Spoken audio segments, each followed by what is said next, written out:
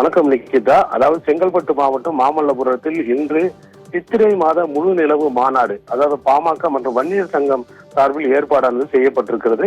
இந்த ஏற்பாடு ஒரு பிரம்மாண்டமாகவே இந்த ஏற்பாடு செய்யப்பட்டிருக்கிறது நிக்கிதா. குறிப்பாக மாநாட்டு நிகழ்ச்சிகளை தொண்டர்கள் அமர்ந்து பார்ப்பதற்காக சுமார் 2.5 லட்சம் இருக்கைகள் மற்றும் தரை விரிப்புகள் போடப்பட்டு உள்ளன.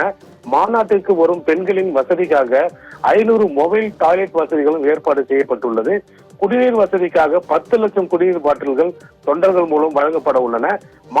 மாநாட்டிற்கு வரும் வாகனங்களை நிறுத்தும் வகையில் ஈசிஆர் சாலையில் பக்கிங்கம் கால்வாய் ஒட்டி 10,000 வாகனங்கள் நிறுத்தும் வகையில் 5 இடங்களில் விசாலமான பார்க்கிங் வசதியும் ஏற்பாடு செய்யப்பட்டுள்ளது. அதாவது கிழக்கு கடற்கரை சாலை மற்றும் மாமல்லபுரம் முதல் திருக்கழுக்குன்றம் வரை உள்ள வன்னிய கிராம பகுதிகளில் மாநாட்டிற்கு வரும் தொண்டர்களுக்கு ஆங்காங்கே உணவுப் பொட்டலங்கள் வழங்கப்பட உள்ளன. மாநாட்டு வாகனங்கள் பஞ்சர் ஆனால் பஞ்சர் ஓட்ட மாநாடு அந்த பகுதியில் அந்த பஞ்சர் ஓட்டுறதுக்கான வசதியும் செய்யப்பட்டிருக்கிறது.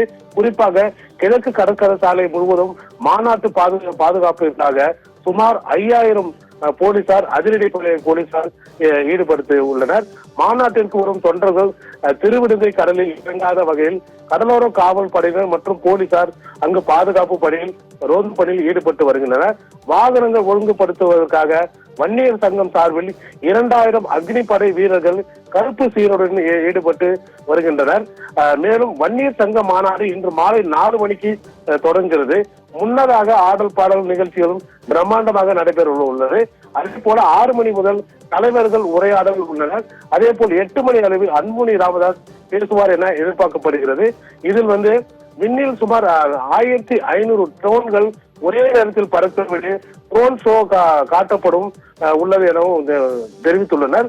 குறிப்பாக தென் மாவட்டங்களிலிருந்து வரக்கூடிய வாகனங்கள் டோல்கேட், அதாவது சுங்கச்சாவடிகள் எந்த ஒரு கட்டணமும் இல்லாம அங்க அனுமதிக்கப்படுகின்றனர். காலை முதலே இந்த தொண்டர்கள் வர தொடங்கி உள்ளனர். வரக்கூடிய அந்த தொண்டர்கள் அனைவரும் கடலில் இறங்காத வண்ணம் அவர்களை பாதுகாக்குவதற்காக அங்க காவல்துறை ஈடுபட்டு வருகின்றனர். குறிப்பாக இந்த மாநாட்டிற்காக சுமார் 5000க்கும் மேற்பட்ட போலீசார் தற்போது இந்த பணியில் ஈடுபட்டு வருகின்றனர். அது ஈசிஆர் செல்லக்கூடிய அந்த வாகனம் மாற்று சாலையில் திருப்பி விடப்பட்டிருக்கிறது. பொதுமக்கள் அந்த சாலையில் செல்வதற்கு அங்கு அனுமதி மறுக்கப்பட்டது எனவும் தற்போது கூறுகின்றனர்.